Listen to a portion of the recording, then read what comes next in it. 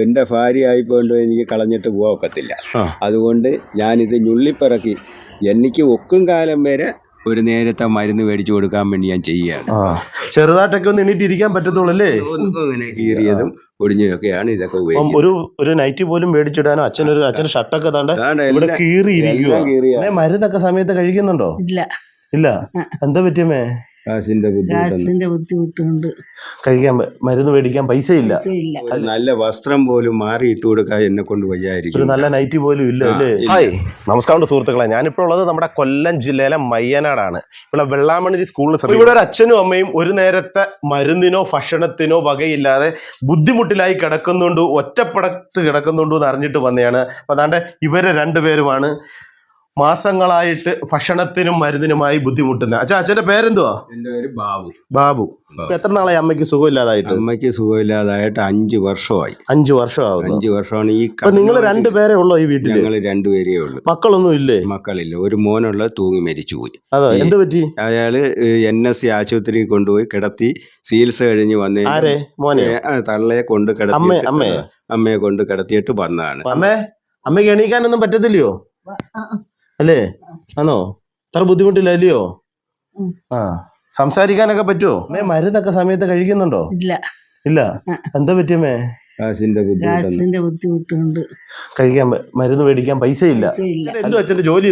ജോലി എന്ന് പറഞ്ഞാൽ ഇതിനെ നോക്കിയിട്ട് ഞാൻ പോയി ചെയ്യുന്നത്. റോഡിൽ കിടക്കുന്ന കുപ്പി പാട്ടയെല്ലാം ഞുള്ളിപ്പിറക്കി കൊണ്ടുവന്നു. ഇതാണ് എൻ്റെ നിത്യമായ ഒരു. ഈ കുപ്പിയൊക്കെ നമ്മുടെ ആക്രി കടയിൽ എടുക്കും വെച്ചാ? ഇതെല്ലാം എടുക്കും. ഇതാണ് നമുക്കിത് വെള്ളമൊന്നും ഇല്ലാതെ ഇങ്ങനെ കൊണ്ടുപോയെടുത്താൽ അവര് തുച്ഛമായ പൈസ തരും. അതുകൊണ്ട് നമുക്ക് ഒന്നിനും തികയത്തില്ല, മരുന്നിനൊന്നും തികയത്തില്ല. പിന്നെ ഇത് കൊണ്ടുവന്ന ഒരു ഗുളിയെ ചിലപ്പോൾ കഷ്ടത്തിന് മേടിച്ചു. എൻ്റെ ഭാര്യയായിപ്പോണ്ട് എനിക്ക് കളഞ്ഞിട്ട് പോകാൻ ഒക്കത്തില്ല. അതുകൊണ്ട് ഞാനിത് ഞുള്ളിപ്പിറക്കി എനിക്ക് ഒക്കും കാലം വരെ ഒരു നേരത്തെ മരുന്ന് മേടിച്ചു കൊടുക്കാൻ വേണ്ടി ഞാൻ ചെയ്യുക. വിറ്റായാലും നമ്മുടെ സ്വന്തം ഭാര്യയെ നമ്മൾ നോക്കിയേ പറ്റൂ. എനിക്കൊരു നേരത്തെ ആഹാരം തന്ന ഒരു ഭാര്യയാണ്. അപ്പം അത് നമ്മൾ ചെയ്തേ പറ്റൂ. എനിക്കത് കടപ്പെട്ടതാണ്. ഞാൻ കളഞ്ഞിട്ട് പോകത്തില്ല.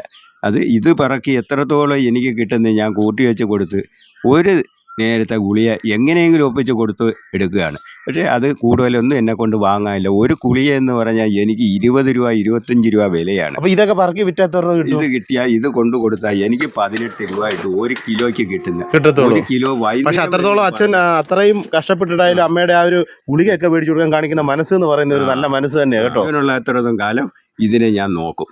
ഇന്നത്തെ കാര്യം എന്തോ ഏതാ എനിക്ക് അറിഞ്ഞുകൂടാ. പക്ഷേ ഭക്ഷണത്തിന്റെ കാര്യങ്ങളൊക്കെ എങ്ങനെയാണ് നിങ്ങളുടെ? ഞങ്ങൾക്ക് ഇവിടെ പൊതിച്ചോറ് കൊടുക്കുന്നുണ്ട്. ആരാച്ചാ പൊതിച്ചോറ് കൊടുക്കുന്നത്? പൊതിച്ചോറ് ഓരോ വാർഡിലും ഓരോ പാർട്ടിക്കാരാണ് ഇത് നടത്തുന്നുണ്ട്. അപ്പൊ നമുക്ക് അങ്ങനെ മയ്യനാട് ജമ്മംകുളം ക്ഷേത്രത്തിന്റെ അടുത്ത് ഒരു കടയിൽ ഈ പൊതിച്ചോറ് വരും. പൊതിച്ചോറ് ഉച്ചയ്ക്ക് വന്നാൽ നമ്മൾ ചെന്ന് മേടിക്കണം. മേടിച്ചു കൊണ്ടുവന്ന് അതാണ് കഴിക്കുന്നത്. ഒരു തിരിച്ച ചോറ് സുഖമില്ലാത്തവർക്ക് അതേ ഉള്ളു. അത് നമുക്ക് കത്തലടക്കാനുള്ള ആഹാരമാണ് അതിൽ തരുന്നത്. അതുകൊണ്ട് നമ്മൾ 2 പൊതി ഞങ്ങൾക്ക് തരുന്നതെന്ന് പറഞ്ഞാൽ കൊണ്ടുവന്ന അത് ഒരു പൊതിയാണ് ഞങ്ങളുടെ അടുത്ത് 2 പേരും കൂടി കഴിക്കുന്നത്. എടുത്ത് കഴിച്ചിട്ട് കൊണ്ടുവരത്തോളൂ. അല്ല, 2 പൊതി കൊണ്ടുവരും.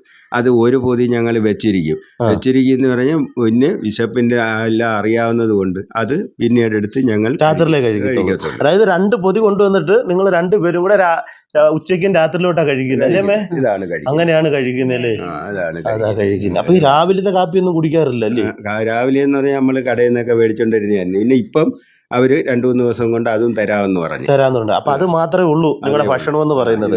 നല്ല വസ്ത്രം പോലും മാറി ഇട്ട് കൊടുക്കാൻ എന്നെ കൊണ്ട് വയ്യായിരിക്കും. നല്ല നൈറ്റി പോലും ഇല്ല അല്ലേ? ഇല്ല. കീറിയതും ഒടിഞ്ഞതൊക്കെയാണ് ഇതൊക്കെ ഉപയോഗിക്കുന്നത്.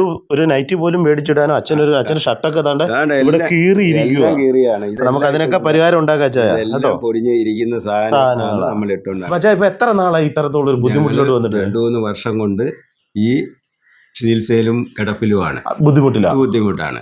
അപ്പൊ അത് ഇങ്ങനെ പൊയ്ക്കൊണ്ടിരുന്ന് എൻ്റെ മോൻ പോയി വല്ലയിടത്തും ജോലി ചെയ്തൊക്കെ കൊണ്ടുവരും. ഞാനും പോകുന്നതായിട്ട് അന്നേരം ഇച്ചിരിയൊക്കെ ഇങ്ങനെ നടത്തിക്കൊണ്ടുവരുന്നത്. അത് പൊയ്ക്കൊണ്ടിങ്ങനെ ഇരുന്ന സമയത്തിനാണ് പെട്ടെന്ന് എൻ്റെ ഭാര്യയ്ക്ക് ഈ കാലും ഒന്നും വയ്യാതായി കിടപ്പായി പോയി. കിടന്ന് ആ കാല് പൊട്ടി, ശരീരത്തെ ബ്ലഡ് മൊത്തം പുറത്തിയാടി. ഇവിടുന്ന് ആംബുലൻസിൽ എടുത്തിട്ട് NS ആശുപത്രി ഏതാന്ന് പോലും എനിക്ക് അറിഞ്ഞൂടാത്ത സ്ഥലമാണ്. അത് കൊണ്ടുപോയി അവിടെ കിടത്തി ചികിത്സ ചെയ്ത് ഞങ്ങൾ ഇറങ്ങുമ്പോൾ ഞങ്ങൾക്ക് നല്ലൊരു ബില്ലാണ് കിട്ടുന്നത്. അത് വീടാൻ ഞങ്ങളെ കൊണ്ട് നിവർത്തിയില്ല. എന്റെ മോൻ അവിടുന്ന് ഇവിടുന്നും എത്തിയും പിടിച്ചു എല്ലാം കടം മേടിച്ച് കൊടുത്തു. ഇവിടെ വന്ന് ആശുപത്രിയിൽ നിന്ന് വീട്ടിൽ വന്നു. 3 ദിവസം വരെ എന്റെ മോൻ എന്റെ അടുത്ത് തന്നെ ഇരിക്കുകയായിരുന്നു, അമ്മയുടെ നോക്കിയിരുന്ന്. അന്നേരമാണ് നമുക്കിവിടെ പാർലമെന്റ് ഇലക്ഷൻ വരുന്നത്. ഇലക്ഷൻ വന്നപ്പോൾ ഈ ഇലക്ഷന് വേണ്ടി എന്റെ മോൻ ഓടിപ്പോയി വോട്ട് ചെയ്തിട്ട് വരട്ടാന്ന് പറഞ്ഞ് പോയി. അങ്ങനെ പോയവൻ പിന്നീട് തിരിച്ചു വന്നില്ല. നേരം വെളുത്ത് ഞങ്ങൾ അറിയുന്നു അവൻ ഇന്നണക്ക് കൂട്ടിക്കര ഒരു സ്ഥലത്ത് തൂങ്ങി മരിച്ചെന്നുള്ള ഒരു കാറ്റ് വന്ന് അവ ഉടക്കി. പിന്നെ ഞങ്ങൾ അപ്പോഴത്തേക്ക് വീണുപോയി. ഇതിന് ഒരു നേരത്തെ ആഹാരമോ മരുന്നോ കൊടുക്കാൻ ഞങ്ങളെ കൊണ്ട് നിവർത്തിയില്ല. ഞാൻ ഈ പല സ്ഥലത്തും ആകെ ഒരേ ഒരു മകനേ ഉള്ളായിരുന്നു. ഒറ്റ മകനേ ഉള്ളായിരുന്നു. ഒരു മോനെ നഷ്ടപ്പെട്ടു. എത്ര നാളായി മൊത്തം? ഇത് ഇപ്പൊ എന്റെ മോൻ പോയിട്ട് 7 മാസത്തോളമായി. ആ ഒരു 7 മാസം കൊണ്ട് നമ്മൾ തീർത്തും ഞങ്ങൾ വീണുപോയി. അല്ലെ, മോൻ ഉണ്ടായിരുന്നുണ്ടെങ്കിൽ എന്തെങ്കിലും അവ ഒപ്പിച്ചു തരും. എന്തെങ്കിലും തരും. എനിക്ക് തോന്നുന്നത് ഈ മോനെ കടക്കാരെല്ലാം കൂടെ അത്രത്തോളം ബുദ്ധിമുട്ടപ്പോ മാനസികമായിട്ടൊരു വിഷമം വന്നിട്ടായിരിക്കാം അവൻ ചെയ്തതിൽ ഞാൻ ഇത് ആ ഒരു മകൻ ആർക്കും ഇല്ലാതെ പോയതിൽ നിങ്ങൾ രണ്ടുപേരും തീർത്തും നമ്മൾ ഈ ഒരു അവസ്ഥയിലായി. അപ്പൊ ഇന്ന് മുതൽ ഇപ്പം മുതൽ ഈ ഒരു പൊതിച്ചോറിന്റെ ഒരു പ്രതീക്ഷയിലാണ് നിങ്ങൾ ജീവിക്കുന്നത്. ഇവിടെ വന്ന് ഇങ്ങനെ ഓരോരുത്തും ഈ പെൻഷനോ കാര്യങ്ങളോ ഒന്നും നിങ്ങൾക്ക് ഇല്ല? എനിക്ക് ക്ഷേമനിധി പെൻഷൻ കൽപ്പണിയായിരുന്നു ഞാൻ. അപ്പൊ ഈ കൽപ്പണിയിലെ ക്ഷേമനിധി പെൻഷൻ പേരെ മുടങ്ങി നിക്കിടക്കുന്ന കാലമാണിത്. അപ്പൊ അതെങ്കിലും ഇടയ്ക്കൊക്കെ അത് കിട്ടുന്നുണ്ടോ? ഇപ്പൊ ഇത് ഇത്രയാണ്ട് 19 മാസത്തെ കുടിശ്ശിയാണ് എനിക്ക് കിട്ടിയാതെ കിടക്കുന്നത്. ഇപ്പൊ 1 മാസം പെൻഷനാണ് എനിക്ക് തന്നിരിക്കുന്നത്. ഞാൻ അന്വേഷിച്ച് ചെന്നപ്പോ 1 മാസം പെൻഷൻ ഉണ്ടായിരുന്നു. അത് കൂടുതൽ തരുമെന്ന് പറഞ്ഞിട്ട് കിട്ടിയത് 1 മാസമാണ്. അപ്പം ഈ ഗുളിക മരുന്ന് ഇങ്ങനെ പെൻഷൻ കിട്ടുന്ന സമയത്ത് മാത്രമേ നിങ്ങൾ ഗുളിക കഴിക്കാറുള്ളൂ? ഗുളിക കഴിക്കാനൊക്കെ നമുക്ക് അത് ഉപയോഗിക്കും. അപ്പൊ നമ്മുടെ നാട്ടിൽ ഒരു അച്ഛന്റെ അമ്മയുടെ അവസ്ഥയാണ്, അതായത് പെൻഷൻ കിട്ടുകയാണെങ്കിൽ മാത്രം ഗുളിക കഴിക്കും, ഇല്ലെങ്കിൽ ഗുളിക ഇല്ല. ഉള്ള ആഹാരം കൊണ്ട് കഴിച്ച് തൃപ്തിപ്പെടുക. അന്ന് ഉള്ള വേദനകൾ കടിച്ചമർത്തി നമ്മൾ കിടക്കുക. അതാണ് നമ്മുടെ നാട്ടിലെ അവസ്ഥ എന്ന് പറയുന്നത്, അല്ലേ? ആ ഒരു സമയത്ത് നമുക്ക് ഈ വേദനയുടെ ഗുളിക കഴിക്കാൻ അത്രത്തോളം ബുദ്ധിമുട്ടല്ലേ? പെൻഷൻ ഇല്ല. എന്റെ ഭാര്യക്ക് പെൻഷൻ അല്ല, അമ്മയ്ക്ക് വാർദ്ധക്യ പെൻഷൻ ഒന്നും കിട്ടത്തില്ല? ഒന്നുമില്ല. അപ്പൊ ഞാൻ ചോദിക്കട്ടെ, എന്താ ഇപ്പൊ ഈ അമ്മയ്ക്ക് പെൻഷന് നിങ്ങൾ അപേക്ഷിക്കാൻ പറ്റാത്ത കാര്യം? അപേക്ഷിക്കേണ്ട കാര്യമില്ല, നമുക്ക് കിട്ടത്തില്ലെന്നറിയാം. കിട്ടത്തില്ല. അതുകൊണ്ടാണ്. ഇതിപ്പോ നിങ്ങളുടെ സ്വന്തം വീടാണ്? അല്ല, ഞങ്ങളുടെ സ്വന്തം വീടൊന്നും അല്ല. ഇത് ഞങ്ങളെ ഒരു ബ്രോക്കർ ഒരു നല്ല വീടെന്ന് പറഞ്ഞ് എടുത്തു തന്ന്. ഞങ്ങൾ ഇവിടെ വരുമ്പോൾ തൊളിക്കുഴിയാണ്. ഈ തല കൊണ്ട് ഇതിനകത്താക്കിയപ്പോഴത്തേക്ക് മൊത്തം തൊളി വെള്ളമാണ്. പക്ഷേ ഇത് നിങ്ങൾ വാടകയ്ക്കാണോ ഈ വീട്ടില്? അല്ല, ഞങ്ങൾ 1 ലക്ഷം രൂപ എടുത്ത് ഒറ്റയ്ക്ക് 1 വർഷത്തേക്ക് ഒറ്റയെടുത്തതാണ്. എത്ര വർഷമായി? ഇപ്പൊ ഞങ്ങൾ ഇവിടെ വന്നിട്ട് 2.5 വർഷത്തോളമായി. ഈ ഇതിന്റെ ഉടൻ ഇന്ന് വരെ വിളിക്കുമ്പോൾ വന്ന് ഏതാന്നൊന്നും അറിയാതെ കിടക്കുക. അയാളെ വിളിക്കുന്നു, ഇപ്പൊ ഫോൺ എടുക്കൂല. ഈ ബാങ്കുകാർ താമസിക്കാനും ബുദ്ധിമുട്ടല്ലേ? വെള്ളം കയറുന്ന ഒരു സ്ഥലമായതുകൊണ്ട്. ഇത് ഞങ്ങൾ ഇപ്പൊ വെള്ളം കയറി കഴിഞ്ഞാൽ ഈ വയ്യാത്തിനെയും കൊണ്ട് എവിടെയും പോയി എനിക്ക് കയറാൻ ഒക്കത്തില്ല, ആരും കയറ്റത്തില്ല. അപ്പൊ നമുക്ക് ആ ഒരു ഒറ്റ പൈസ കിട്ടിയിരുന്നെങ്കിൽ എവിടെയെങ്കിലും പോയി ഞങ്ങൾ എടുക്കാനായിട്ട് ഞങ്ങൾ ഒരു സ്ഥലം എടുത്ത് കയറി കിടക്കാനാണ് ഞങ്ങൾ. അതേപോലെ തന്നെ ഇപ്പൊ ഒരു 2 ആഴ്ചയായി ബാങ്കുകാർ വന്ന് ഒരു നോട്ടീസ് കൊണ്ടൊന്ന് ഒട്ടിച്ചിട്ട് ഞങ്ങൾ ഇറങ്ങണം. അയാള് ലോൺ എടുത്തിരിക്കുന്നു പറയുന്നു. ജപ്തി നോട്ടീസ് ഒട്ടിച്ചു വെച്ചിരിക്കുകയാണ്. അപ്പം ജപ്തി നോട്ടീസും കൊണ്ട് ഒട്ടിച്ചു ഇവിടെ സഹകരണ ബാങ്കിൽ നിന്ന്. നിങ്ങൾക്ക് അറിയത്തില്ലായിരുന്നു ഇത്? അല്ലേ, അങ്ങനെ ഇരിക്കുകയെന്നുള്ള ഞങ്ങൾ അറിയത്തില്ല.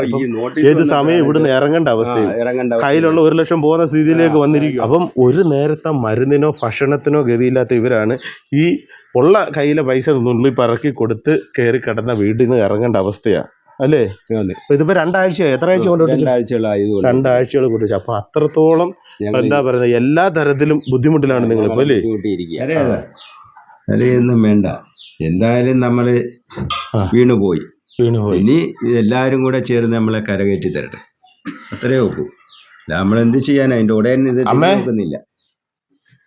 അമ്മ സങ്കടപ്പെടുകയൊന്നും വേണ്ട കേട്ടോ. അമ്മയ്ക്ക് അത്രത്തോളം വിഷമമുണ്ട്. കാര്യം എന്താ വെച്ച് കഴിഞ്ഞാല് എല്ലാം ഉള്ളിൽ ഒതുക്കി വെച്ചിരിക്കുകയല്ലേ? എല്ലാം ഒതുക്കുവാണ്. കാര്യം ഇത്രയും ബുദ്ധിമുട്ടിനിടയിൽ ആരെടുത്ത് പറയാനാണ്? നമ്മുടെ സ്വന്തക്കാരും നമ്മളെ തിരിഞ്ഞു നോക്കത്തില്ല, അതാണ്. പിന്നെ നമ്മൾ ഇങ്ങനെ കിടക്കുന്നു. ഈ അന്യരാരെങ്കിലും സഹായിക്കുന്നത് കൊണ്ട് മുമ്പോട്ട് തട്ടി നീങ്ങാമെന്ന് വിചാരിക്കുന്നു. അത്രേ ഉള്ളൂ ഞങ്ങൾ. പക്ഷേ ഈ മരുന്നും ഭക്ഷണവും എന്ന് പറയുന്നത് ഒരു മനുഷ്യനെ സംബന്ധിച്ചുള്ള ഏറ്റവും വേണ്ട ഒരു കാര്യമാണ്. അത് ഇവർക്ക് കിട്ടുന്നില്ല. ഉള്ള വാടക വീട്ടിലാണ് ഇപ്പം ജപ്തിയുടെ വക്കീല്, അതിറങ്ങേണ്ട അവസ്ഥ. എങ്ങോട്ട് പോകണമെന്നറിയാതെ ഇപ്പൊ ഈ ഒരു അച്ഛനും അമ്മയും ഇങ്ങനെ പകച്ച് നിൽക്കുക. ശരിക്കും പറഞ്ഞു കഴിഞ്ഞാൽ നമ്മുടെ ഈ ഒരു എന്താ പറയുന്നത്, ഇത്രയും പ്രായമാർക്ക് ഒരു വാർദ്ധക്യ പെൻഷൻ പോലും കറക്റ്റ് സമയത്ത് കിട്ടുന്നില്ല. അച്ഛൻ എത്ര വർഷമായി എന്ന് പറഞ്ഞാൽ എത്ര മാസം കിട്ടിയിട്ട്? 19 മാസം, ഏകദേശം 2 വർഷത്തോളം ആകുന്നു കുടിശ്ശിക. എനിക്ക് കിട്ടിയെന്ന് പറയാം 1 മാസത്തെ പെൻഷൻ. 1 മാസത്തെ പെൻഷൻ കൊണ്ട് എന്ത് ചെയ്യാൻ പറ്റും? കൊണ്ട് വന്ന് എന്ത് ഞാൻ അറിയണമെന്ന് പോലും അറിയാൻ പോയതാണ്. അതായത് ഇവരുടെ അവസ്ഥ എന്ന് പറഞ്ഞു കഴിഞ്ഞാൽ പെൻഷൻ കിട്ടിയാൽ ഈ അമ്മയ്ക്ക് വേദനയ്ക്കുള്ള ഗുളിക മേടിച്ചു കൊടുക്കാൻ പറ്റും. ഇല്ലെങ്കിൽ ഇല്ല, ഒന്നുമില്ല. അവിടുന്ന് ഒരു നേരത്തെ ഭക്ഷണം കിട്ടുന്നുണ്ട്, അതുകൊണ്ട് അത് കഴിച്ച് ഞങ്ങൾ മുമ്പോട്ട് നീങ്ങി ജീവൻ നിലനിർത്തുന്നു. അപ്പൊ ഏത് സമയവും ജീവിതം അവസാനിപ്പിക്കേണ്ട ഒരു അവസ്ഥയിലോട്ട് മാറി. അതാണ്. അപ്പൊ നമ്മുടെ ഈ വീഡിയോ കാണുന്ന ആളുകളൊക്കെ ഇതൊന്ന് മാക്സിമം ഷെയർ ചെയ്യണം. എന്താന്ന് വെച്ചാൽ ഈ ഒരു അച്ഛൻ്റെ അമ്മയുടെ അവസ്ഥ, കയ്യിലുണ്ടായിരുന്ന ആകെ 1 ലക്ഷം രൂപ കൊടുത്താണ് ഇത് ഒറ്റയ്ക്കെടുത്തത്. അതും കയ്യിൽ നിന്ന് പോകുന്ന അവസ്ഥയിലോട്ടായി. അതാണ്ട് ഇതിപ്പോ ഇവിടുന്ന് ഇറങ്ങേണ്ട അവസ്ഥ, ജപ്തി ഒട്ടിച്ചിരിക്കുന്ന. ഒരു നേരത്തെ ആഹാരത്തിന് മാർഗമില്ല, എന്ത് ചെയ്യണമെന്ന് അറിയാൻ ഈ അമ്മയ്ക്ക് ഹോസ്പിറ്റലിൽ പോയിട്ട് തന്നെ മാസങ്ങളാവുന്നു. അപ്പൊ നിങ്ങൾ എല്ലാവരും ഈ ഒരു അച്ഛൻ്റെ അമ്മയുടെ അവസ്ഥ ഈ വീഡിയോ ഒന്ന് ഷെയർ ചെയ്യുക. മാക്സിമം ഈ അച്ഛൻ്റെ അമ്മയൊക്കെ ഒന്ന് ചേർത്ത് ഒരു ചെറിയ സഹായം കേട്ടോ. നിങ്ങള് അത്രേ ഉള്ളൂ, ഞാൻ സങ്കടപ്പെടേണ്ട. ഈ വീഡിയോ കാണുന്ന ആരെങ്കിലും ഒക്കെ കേട്ടോമേ, നിങ്ങൾ എല്ലാവരും ഈ ഒരു അച്ഛനും അമ്മയെ സ്വന്തം അച്ഛനും അമ്മയെന്ന രീതിയിൽ ചേർത്ത് പിടിക്കണം. ഇവരെ ഒരു വട്ടമൊന്ന് സഹായിക്കണം.